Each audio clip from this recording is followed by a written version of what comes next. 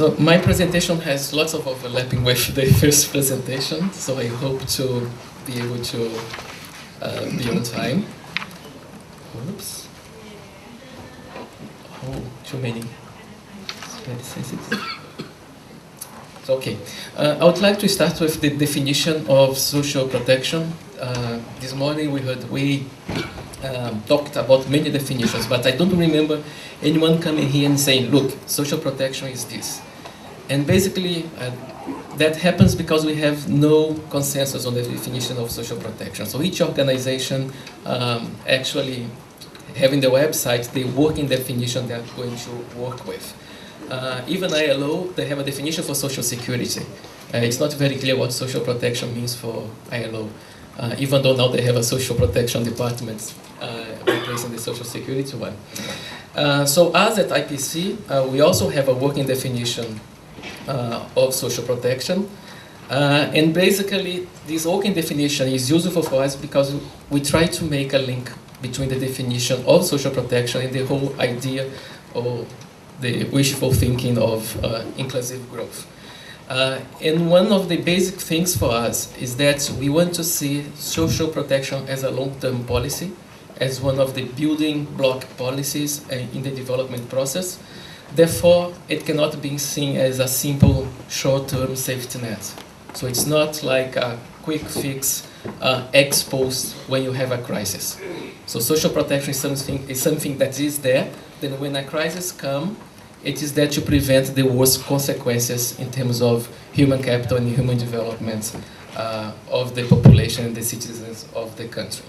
So that is slightly a bit different to say that social protection has to have productive impacts. I just want to rank myself, since we're talking about PMTs in the morning, in this debate. I don't think that we should defend social protection because it's going to lead to growth. But we should defend social protection because it may contribute to growth, and also it can make growth more inclusive, but not as something exposed, but also as something ex ante, including because it also can foster productivity, as we are going to see. I'm changing here.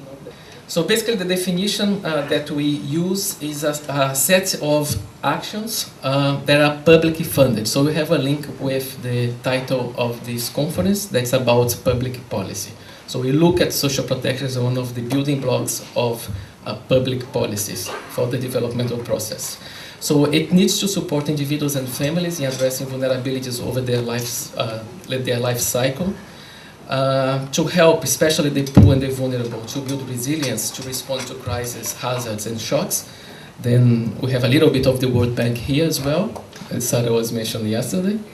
Also to foster social inclusion, to build human and social capital, and encourage and ensuring access to basic social goods and social service. And that's important because, as was mentioned in the presentation before, the service needs to be there for the social protection to have a much better impact and not to lead to more exclusion. And also to foster what we call productive inclusion, trying to enhance capabilities and the opportunities for the marginalized groups and excluded groups in the labor market or in any productive process, even within a livelihood framework. So this definition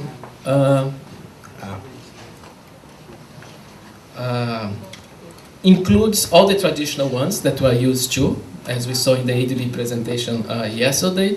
So it has the social assistance dimension, has the social insurance dimension, and also the active labor market policies. But we try to broaden the scope so that we can also can add developmental objectives to how these different interventions are implemented. Particularly in terms of the productive inclusion, when we try to take care of the workers or the citizens who do not have a link with the formal sector or whose link with the formal sector is quite weak or unstable. So the idea here is that social protection can have productive impacts at different levels. So we had this argument before in this conference. So it can have an impact at the macro level as automatic stabilizers that came quite strong in the arguments in favor of social protection during the last crisis. But it's pretty clear, it depends on the size of the social protection in the country. So it's not always that it's going to have this impact at the macro level, but if social protection comprises something like 8% of the GDP or 10% of the GDP, it's clearly that it's going to have this automatic stabilizer impact.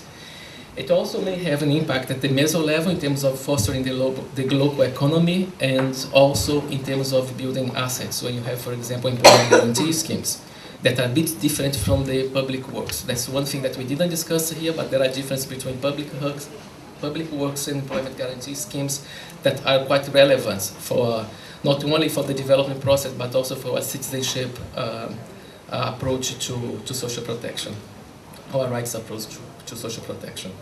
And also at the micro level that we have discussed a lot, in terms of increasing the productivity and the opportunities for households and individuals. And here I'm quoting the World Bank. So the World Bank also is working with a much broader definition and look at other impacts of social protection beyond to what hinders the family and the individual actually to perform better and to increase their welfare. However, design matters, and flagship programs alone are not going to have all these functions. So we need to have social protection systems.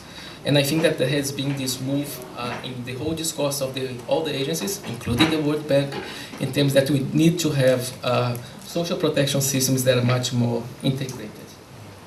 And that's something that we saw here during the expositions about what Indonesia is doing. How I manage. So despite different levels of robustness of the evidence, I think that we can say that social protection can contribute to make the growth process more inclusive, and not only as a compensatory measure ex post when things go wrong, when you have a crisis and poverty increases. But it's important to see that it's not only when you have a productive element to social protection that it's going to have an impact. So even the cash transfer programs to those, for example, who cannot work, they also can have second round effects at the meso and the individual and perhaps at the macro level, depending on how much the country spends on social protection. One concern that I have, and that was also mentioned before, is this concern about dependency, and it seems to be misplaced. We talk a lot about dependency, and we don't have much evidence to show that the social protection programs, especially the social assistance program, cause dependency. The other thing that we didn't discuss much, but it was correctly mentioned in the former presentation, is the whole issue of graduation. This is a very strong discourse, especially in the low-income countries. And it's never clear when people are really talking about graduation from poverty or graduation from the program due to restrictions in the budget or due to the need to incorporate new beneficiaries into the program, and the ones who are there need to leave to make room for them. So that's something that we need to think about, and there is very, very little evidence and scarce evidence on how graduation really works. And when you talk that social protection needs to be there, it needs to be a long-term building block of the social policies, it means that it's not something that you put there, then people graduate, and in 10 or 15 years, you are not going to have it anymore. It's part of the developmental process, and it will be there to stay, as the developed countries show nowadays. So there are actually evidence that instead of generating dependency, the social protection programs can actually enable people to have a better insertion in the labor market. So I'm quoting here some evidence from the Child Support Grant in South Africa. It's a paper that shows how the young mothers could actually, through the transfer, look for better jobs and to have a better insertion in the labor market. Again, we cannot take it for granted that it's always going to be the case. It depends on the design, it depends on the incentives, and we do need to have evaluations in order to assess unintended effects in terms of things that we will not have thought about when we're thinking of the theory of change of the program. So basically, the other thing that's important is that if you have a social assistance program, it doesn't mean that you don't have to have activation programs. And I'm calling activation programs here in terms trying to build a parallel with the active labor market policies for countries that have a large informal sector to work with. Then you need to think on which type of programs, which type of incentives you can couple with the transfer programs, with the cash transfers that you have, in order to increase the opportunities for the families and for the beneficiaries of the households. But one of the difficulties of the activation program is that actually you don't know about the need of these families. We say that they need to build the capacities, we need to increase their skills, but we have very little information on how they work, what they do. For example, in Brazil, people talk a lot about building the skills of the beneficiaries of Bolsa Família, for example. And they simply take for granted that people don't work and they have the training sessions during the week. Or they have in the training sections during the nights, and the mothers do not have care to leave their children in a safe place. So that's something that we need to know more about. And one of the things that the unified database or the single registries have helped is not only to perform a good proximity testing. It's not only to get information on characteristics that would help us to predict whether or not the household is poor. Actually, through the system, you can get much more information than this. And this information can help you to design better programs. And basically, one of the things that we have seen happening in the countries is trying to get this information in order to design policies that are not only to give the short-term protection in terms of the cash transfers, but also to build better policies that would lead to the integration of the social protection with the social policies and with other promotive policies.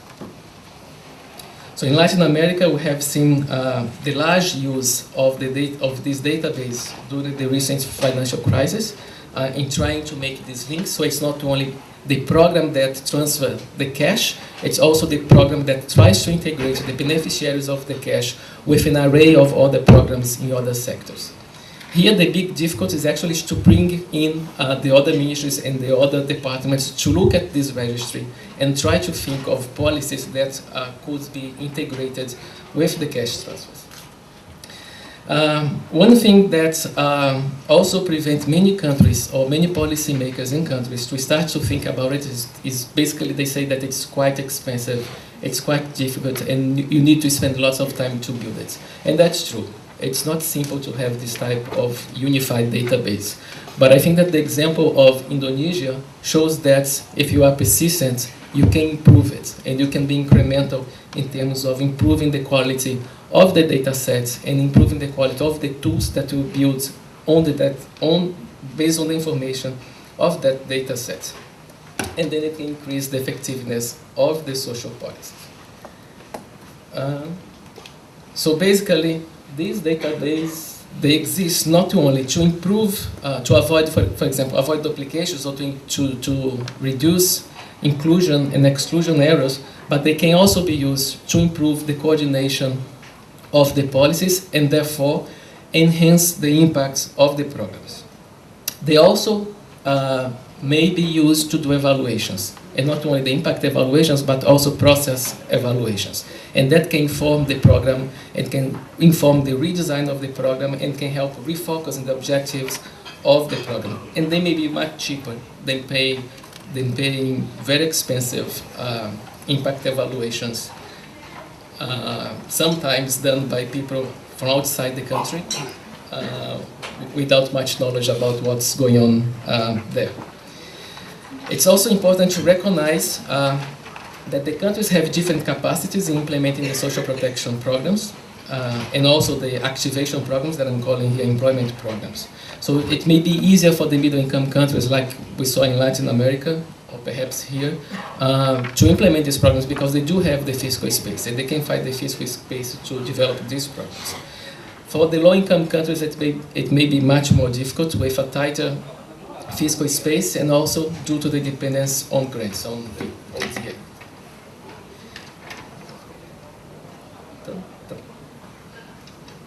In such context, the move towards a more comprehensive social protection system needs to be more thought we need to think more about it. It needs to be very careful in order to define clearly the priorities. The country cannot implement all the programs at the same time. They are going to have the international NGOs, some wanting social pension, others wanting child support grants, other people thinking that just public works could work. And then the country needs to lead a process in which the social protection strategy or the different programs that are going to invest in can build clear synergies so that we can have like a win-win strategy. And that needs to be decided by the country. And perhaps it may be easier if you can prove that there are links with the productive side, so that you can make a case more clear for the Ministry of Finance that it's worth investing in social protection without promising the gold standard or that growth will be like 5-6% thanks to social protection.